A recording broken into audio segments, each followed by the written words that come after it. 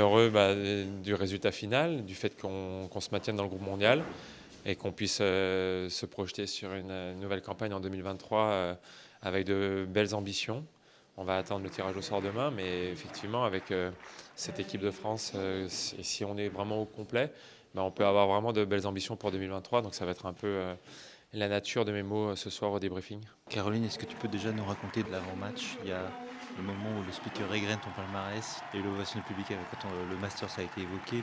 Ouais, évidemment, je pense qu'il y avait beaucoup d'émotions de rentrer sur le court et de moi aussi être dans la capacité d'aider l'équipe et d'essayer d'apporter un point. Évidemment, on va dire que le nouveau palmarès c'est vraiment très nouveau et il y a eu une sacrée réaction du public et ça m'a fait chaud au cœur.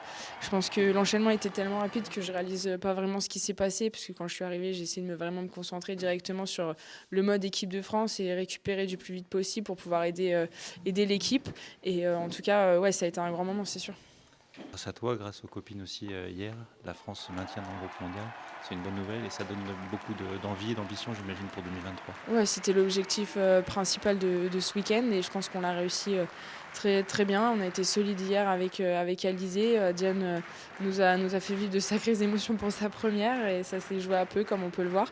Et aujourd'hui, voilà, ça a été une journée positive qui a été avec un match intense mais positive. Et puis voilà, je pense que c'est bien que l'équipe de France mérite de rester dans le groupe 1. Alors les 3 joueuses de simple ont gagné leurs 3 matchs. Aujourd'hui, c'était la gagnante du Masters que tu as lancé sur le court. C'est un confort pour un capitaine d'avoir une telle joueuse. Forcément, on voulait se donner le maximum de chances de pouvoir avoir Caroline sur le terrain. Quand on a la chance d'avoir une 4e mondiale et la vainqueur du Masters dans l'équipe, c'est pour qu'elle puisse apporter quelque chose et son point. Elle avait envie quand elle est arrivée ici, il y avait beaucoup de paramètres à prendre en compte, mais quand elle a vu la salle, l'ambiance, comment l'équipe évoluait, elle a eu envie d'aller sur le terrain. Donc ça, c'est top. Et puis effectivement, le fait que les 3 joueuses alignées aient gagné leurs points ensemble, c'est super parce que c'est une belle victoire collective. Bien sûr, on ne va pas retenir le résultat. Le plus important, c'était de rester dans le groupe mondial, de gagner 3-0. Mais c'est quand même un bon moment. En plus, voilà, comme l'a dit Diane, c'était super de pouvoir partager ça avec elle et une grande fierté de pouvoir porter le maillot France. Et je pense qu'on a toutes pris énormément de plaisir, en tout cas, pendant toute cette semaine. Et en tout cas, moi, de mon côté, j'ai déjà hâte de pouvoir être resélectionnée, qui sait, et de repartager ces moments-là. Le bilan sportif donc est très bon. Il y a aussi le bilan du public, le bilan de l'ambiance. J'imagine que ça fait très plaisir de voir à quel point le tennis féminin français est populaire.